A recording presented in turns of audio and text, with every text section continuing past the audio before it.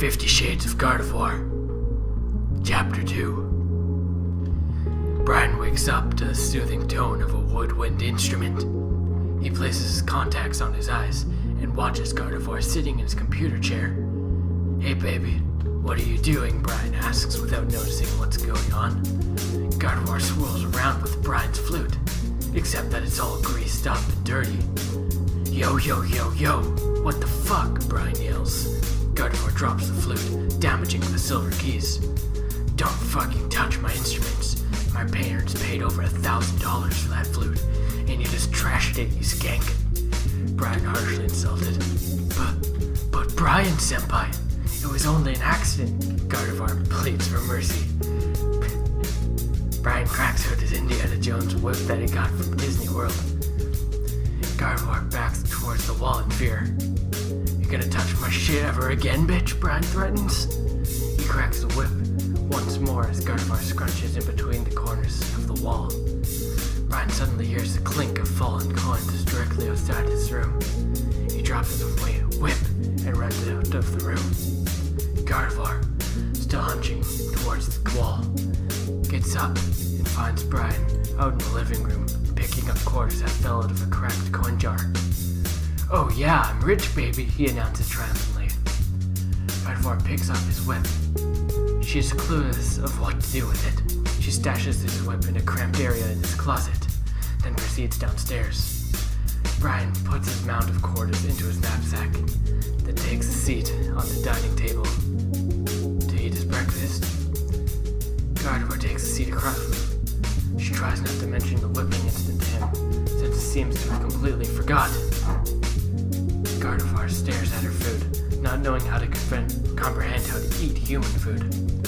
Brian takes into his Chinese food like a pig. "Dia le moi, sommelier de moi." Brian's mom calls. "Coming moi." That means mom, by the way. Brian answers.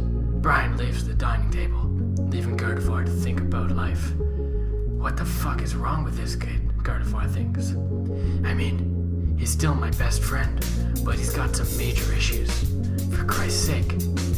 He has a wall of naked pictures of me, she thinks again.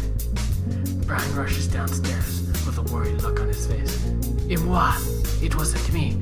C'est là du toi. Ching Chao," Brian pleads. "Swam di hao la wang di pi."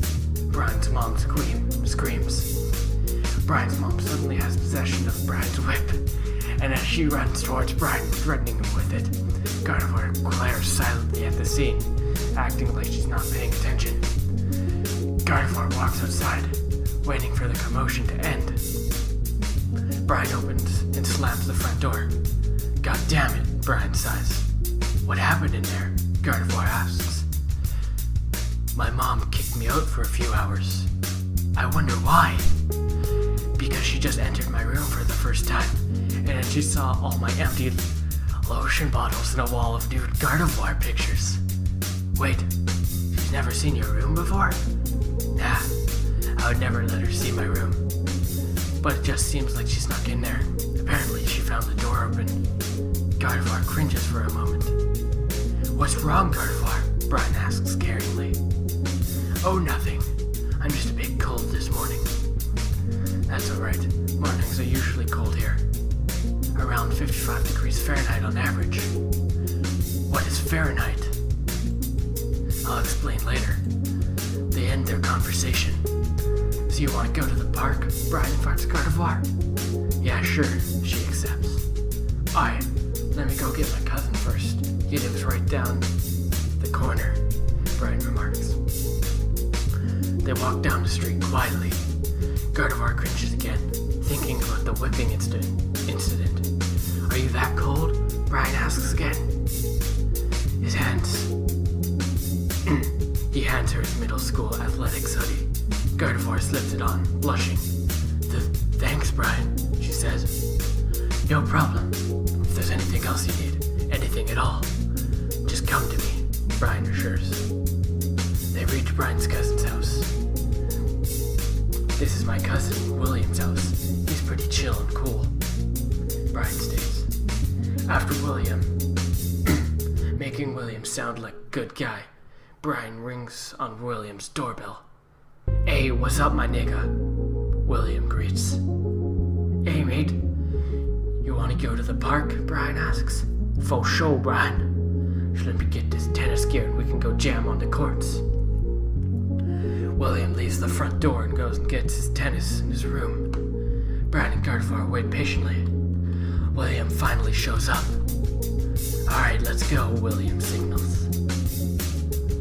William leads the way to the Pantidis Park. They pass by Danielle's house. Brian greets Danielle through the window. They proceed to the park. Brian grips Gardevoir's hand gently. Whoa, what a gentleman you are, Gardevoir compliments. Brian bows thankfully. Gardevoir kisses Brian on the cheek, then blushes. Brian pops a donger and turns red. He hides it as quickly as he can. Gardevoir notices. She clutches Brian's expanded dong. Brian, can't you at least wait till later? She says, looking at him suggestively. Brian ignores what she says. He is still red. He wraps his arms around Gardevoir as a backup plan. Gardevoir rests his head on Brian's shoulders. The two meet up at Williams for the tennis court. Alright, bitches, ready to get wrecked? William shows off his tennis skills. The fuck did you just call me? Gardevoir retaliates. I called you a bitch, you fucking skank. William makes a comeback. Gardevoir uses Psychic on William's wong. It's super effective.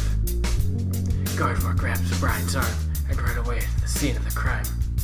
Damn, Gardevoir, Brian says. I know. I get a little ill-tempered sometimes, she informs. They make it to a safe area behind a bush on top of the hill. Brian and Gardevoir sit down, panting from exhaustion. Brian keeps his hand in his pocket, hesitating to take something out of his pocket. Gardevoir looks at him. Gardevoir, I want to give you something. It's a gift, sorta. Brian pulls out a heart-shaped locket made out of old deposits of obsidian that he found in the ground. Gardevoir blushes and covers her mouth with both hands. She hugs Brian and willingly accepts the gift. This is so romantic. How did you make this? Gardevoir asks. Well, I crafted it while you were fighting with William. I just thought I would make a nice gift after you were angry with him, he replies. She turns red and holds the locket to her heart. They lay down and watch the clouds roll by in the distance. The two hear a familiar song playing. It gets louder with each second. William suddenly appears, blasting All Eyes on Me by Tupac on his boombox. I bet you got it twisted.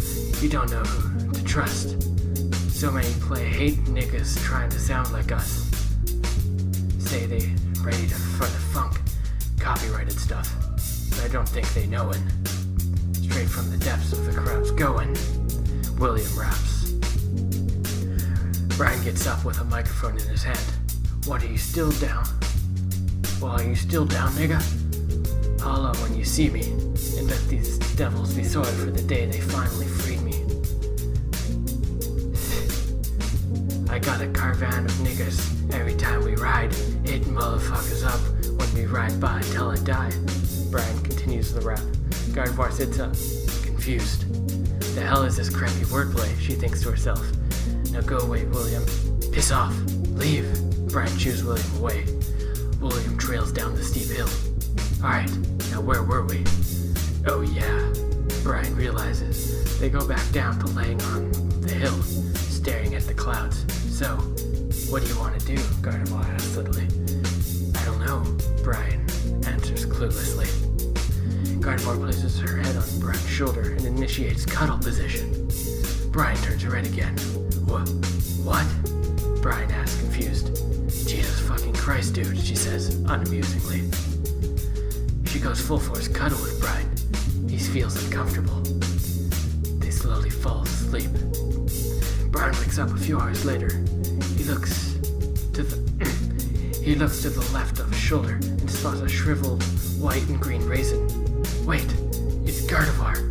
Holy shit, it's a fucking raisin, Brian yells. He picks up Gardevoir and sprints down the hill.